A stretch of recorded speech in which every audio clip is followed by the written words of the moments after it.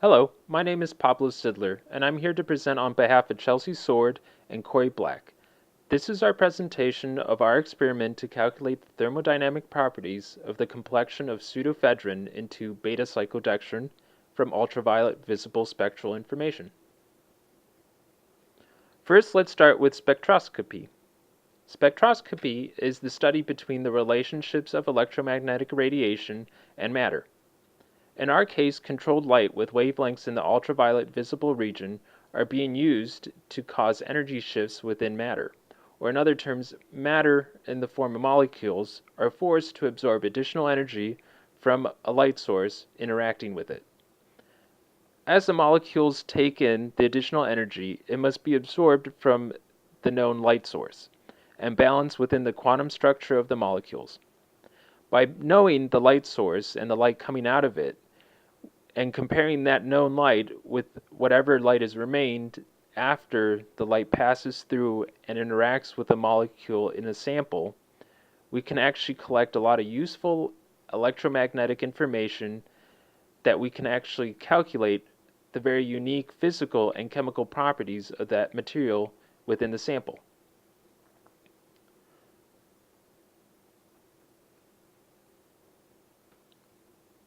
So, the study of absorption spectroscopy is in the ultraviolet visible spectral region will occur between 190 nanometers to 750 nanometers wavelength.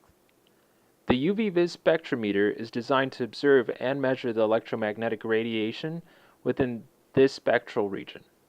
This data allows us to calculate the quantized energy transitions that occur at specific wavelengths for each molecule. Here's a figure that shows the electronic transitions that can be observed with the use of the UV-Vis spectrometer. Keep in mind, however, the sigma to sigma star transitions requires a photon with a wavelength that is outside the shown region. With the help of the UV-Vis spectrometer, we are able to observe the unique spectral information for each compound. Pseudophedrin, whose structure can be seen here, has a unique and different spectral data than Beta-cyclodextrin, whose structure can be seen here. The spectral data for beta-cyclodextrin, just like pseudophedrin, is unique from any other molecule. Also, from this figure, you can see how beta-cyclodextrin is a large cyclic molecule. With an additional three-dimensional figure, which you see at the far right, it becomes easier to see how the pseudophedrin and beta-cyclodextrin complex. This animation here helps to show you how the pseudophedrin will sit inside the beta-cyclodextrin cyclic structure, or also known as a molecular well. So then, by obtaining the unique UV-Vis spectra for each compound individually as well as the complex, we can determine specific thermodynamic information with the use of that spectral data. We end up calculating the Gibbs free energy, the entropy, and the enthalpy of the complexation. So continuing on that method, we also first need to create and collect the spectral data of pure pseudophedrin in a phosphate buffer solution, and then also a pure beta-cyclodextrin diluted into the same phosphate buffer. Afterwards, we create 8 varying concentrations of beta-cyclodextrin and a fixed concentration of pseudophedrin in order to collect spectral data of each of these samples. Each one of these 9 samples was measured at the same varying temperature between 20 and 65 degrees Celsius. And again, by measuring the effects of temperature and the varying beta-cyclodextrin concentrations on the absorption spectra of pseudophedrin, the thermodynamics of complexation can be determined via calculations.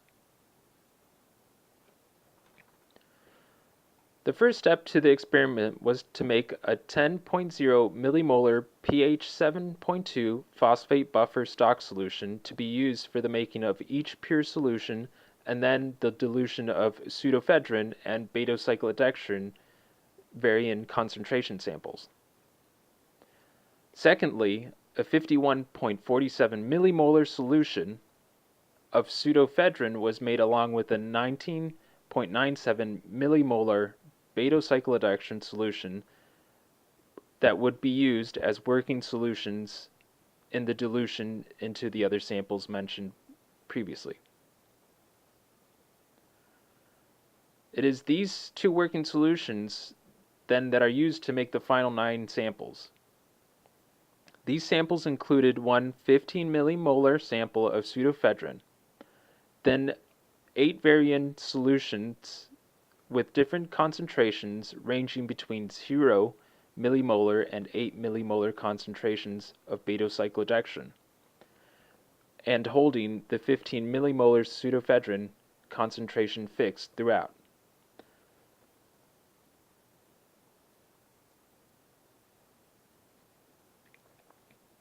Using the UV-vis spectrometer, each of the 8 samples were scanned from 350 to 200 nanometers. As mentioned before, pure pseudophedrin and beta-cyclodextrin were also scanned separately.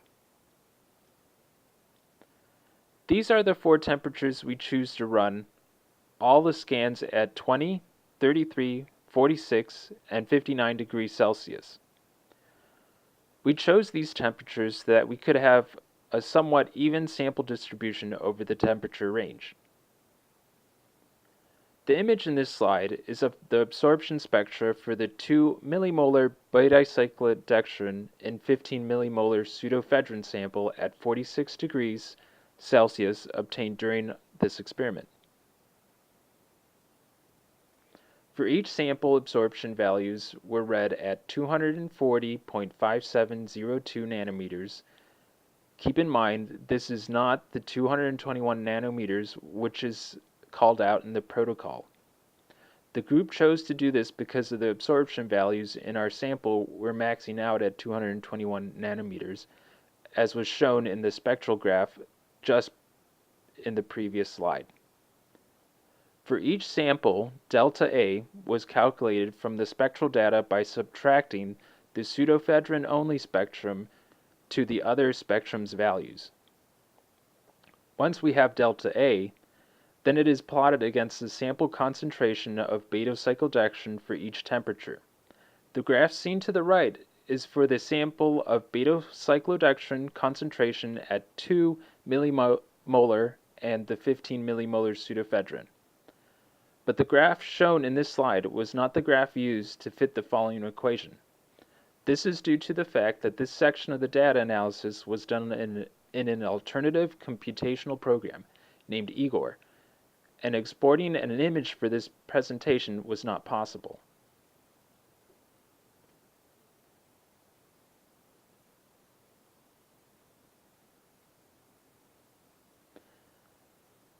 So, this data was then fit with the equation you see here, where y equals a times k times x divided by 1 plus k plus x. Here, x is equal to the concentration of beta-cyclodextrin, the k is the equilibrium constant, and a is a constant. By solving the equation from the last slide for k, we can generate a Van Hoy plot of the natural log of k against the inverse of the temperature. The Van Hoy plot for this experiment can be seen here. The data is expected to have a linear fit, but that wasn't the case for this data. However, this plot is still extremely useful because from it we can determine the Gibbs free energy and the entropy associated with the complexation, and then the entropy and Gibbs free energy values can be used to determine the enthalpy of complexation by rearranging this equation to solve for delta H.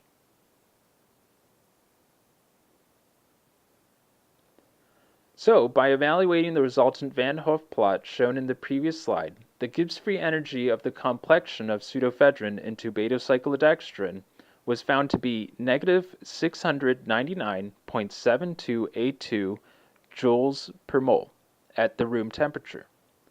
Since delta G is negative, the reaction is spontaneous. The entropy of complexation was found to be 1.396837 joules per mole Kelvin. Here, a positive number is expected as the natural entropy of a system increases. And for these values, the enthalpy of complexation was calculated to be negative 253.4608 joules per mole. It can be seen that the experimental and literature values are very different from each other. This large error can be related to the contamination of the spectral information that was shown in the previous spectral graph in this presentation. Again, this is the reason why we chose to read all our concentration or absorptions at 230 nanometers versus the suggested 221 nanometers from the procedure. So now, this brings me to the conclusion of this presentation and the sharing of our experiment to calculate the thermodynamic properties of the complexation of pseudoephedrine into beta-cyclodextrin with the use of UV-Vis spectral information in order to calculate these thermodynamic properties. Thank you very much.